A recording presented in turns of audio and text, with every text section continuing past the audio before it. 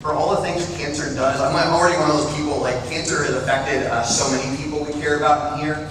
Other family members, colleagues, students, just so many people we care about. It's a word I can't wait someday we have trouble remembering what it was called. You know, I really look forward to that day. Forgive me, low parch. We went on a road trip this weekend. This was kind of a gift. I asked Mom with her chemo starting this week, I said, what do you want to do? And so we were kicking around some ideas. And if you know anything about my family, it's about, you know, having a sweet tooth. She mentioned a piece of chocolate cake, chocolate hazelnut cake. And it's not like you can buy it like Hannaford or Shaw or something. This one happens to be in Washington, D.C. So it was sort of one of those things where we did the math. I'm like, okay, a little over 500 miles. Mom, if you want cake, we're having cake this weekend. So pictures that bring me joy. Look at that face. You can tell she wanted the picture to be over really, really quick. Keep it up, ready to go. This is something that is forever, her joy is going to be forever etched in my heart from this road trip. We were able to catch a ball game. We were able to do all kinds of wonderful things. Just a mother-son road trip before things got tough. This is a face that I will never, ever forget for as long as I live. I also told her that she can deal with this. She can tackle this. She raised my brother and I. She raised 2 boys, so cancer's in for one heck of a fight. Speaking of boys, best gift I ever got. And again, there was a time when I might have picked something, you know, digital or something electronic, but you're in a movie. My little brother Joe. Best gift I ever got, my little big brother, 3 years younger than me, constantly being asked to play football at St. Thomas. I mentioned the occasional detention, so on and so forth. But an absolute gift.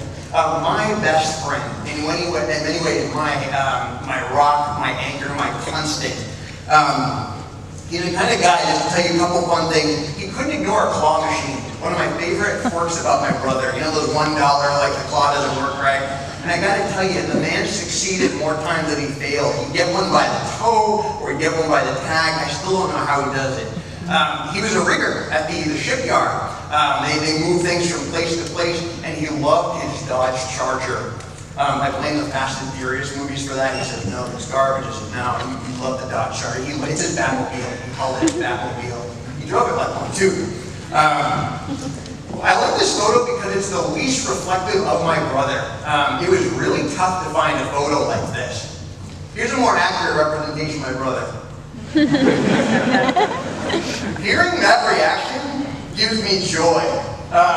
We would just do these random trips to Walmart, you know, a night at Taco Bell. Nothing special, and yet it was, you know. My brother had the ability to just sort of light up the room. I mean, just one of those things when he was there, you knew it. You know, he's always been about joy. You know, the kind of person you could call at 3 in the morning if you needed something. When I had to move, you know, out of a college dorm room, he would take care of these things. Part of that joy, I love this photo when I think about what drives me. I lost my brother shortly after my dad last year, not even a month after the fact. I think of my brother all the time. I can still hear him. I can hear him, you know, giving me heck over sharing this with you even. Oh, come on, really? Those pictures? You know, Toys for Tots is something near and dear to us. Every Black Friday, we had saved money. We recruit family members. We bought a bunch of toys. We've been doing this for years. This is something I've been able to recruit his wife into doing, and other family members. My brother was always about joy. His other family, my brother I mentioned was a shipyard. I love this photo. The guys love him. One of the strengths I really needed on the day of his funeral, I still remember the snow and not being able to, I remember a snowbank this high, and I mean, clean it up. Earlier on the day of his funeral, almost everyone from his shop showed up that day. Like, they tried to shut down the government in the past. My brother actually did. All but 2 members of his shop showed up, and every single one of them talking about what a great guy he was. If you need anything, you could tell in his short time at the yard, he had another family. He had brothers and sisters that looked up to them, and he looked up to them. It was just a beautiful, beautiful thing. You know, wherever you go in life, I hope you find a place that you love and loves you back. I just can't think of a better thing. If you look on my desk, it's kind of ironic I'm presenting today. There's a little Yoda figure on my desk. My brother, after a long parent-teacher day, had made a little care package 2 years ago now. 2 years ago this day. And just a little funny little thing. He said, "Bro, what'd you do that for?" I said, "Oh, you had a long day. So that's for you." So if you ever see that on my desk, that is not just a random thing. That is actually a little gift from my brother. His loss, as you might imagine, absolutely a boulder. Again, in the grand scheme of the world, it looks like something small, but it feels like so much more. This is one I still struggle with, to be honest. For those of you who are not thinking of this particular loss, if you're thinking of someone else right now that you've lost, or someone who's in the midst of something really difficult, I want you to know I feel your pain. If you ever need to talk, come on by. I really do mean that. The door is open. Come on in, and I'd love to chat with you. My best friend. Another gift. Christina actually went to St. Thomas. I did not teach her. I am so grateful for that. It would have been incredibly awkward. Just to say, yeah, I taught my future sister-in-law. An absolute joy. Someone who, again, I'm glad they found each other. They've known each other. They were together for over 10 years. They were married for over 3 years before my brother passed. Again, the personification of goodness. One of my favorite memories, she brought cookies with my brother from Harvey's on Young Alum Day, dropped into my World Religions block. I'm going to miss that. Like even last year, it's kind of like wondering, dropping by, it was just that small, like 1%. I know it's not going to happen, but you still hope it does sometimes. She's just the best. She really is. I got a lot of incredible ladies in my life. Here are two. Look at those faces. Little Sophia. Sophia she is obsessed with dance. She loves to sing Christmas carols all year round, because why not, right?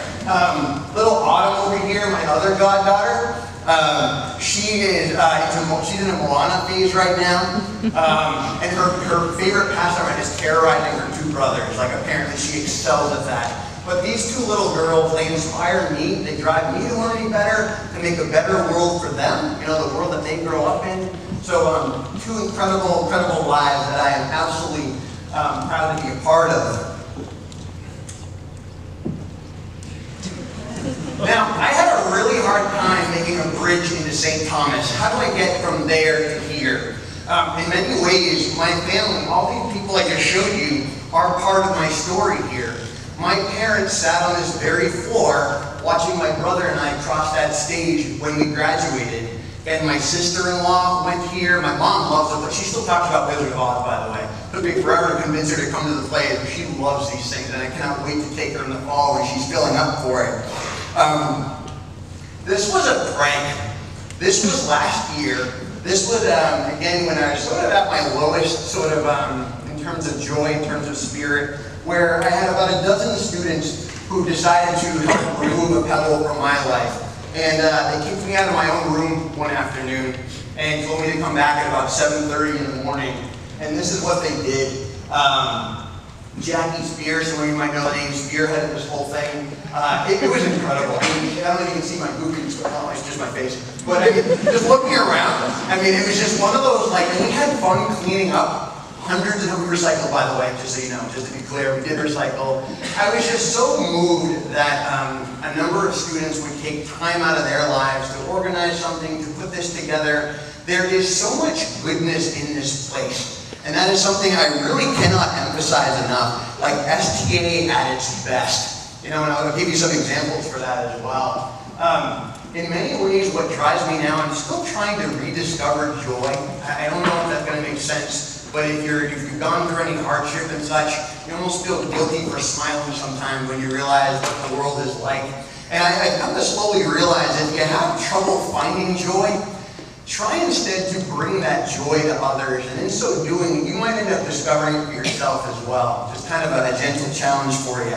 There are so many incredible people here, like even just sitting there hearing my former English teacher, who's now my boss, and I can talk movies with Mr. Collins. I have burrito and movie nights with a theology professor. And I mean, it is an honor like that you guys have some of the same teachers I have here.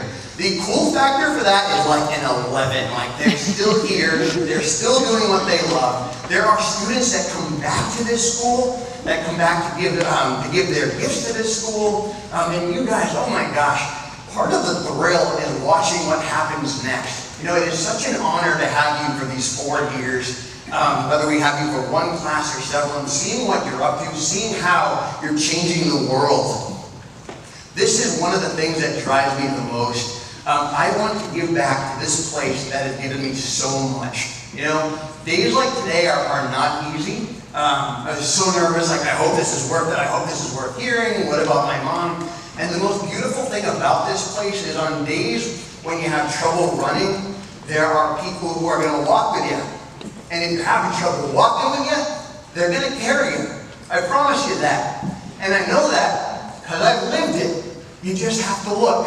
They are absolutely here. Some of them are sitting right next to you. I'm talking adults, I'm talking students. That is what makes us incredible. And I'm so glad that you are a part of this.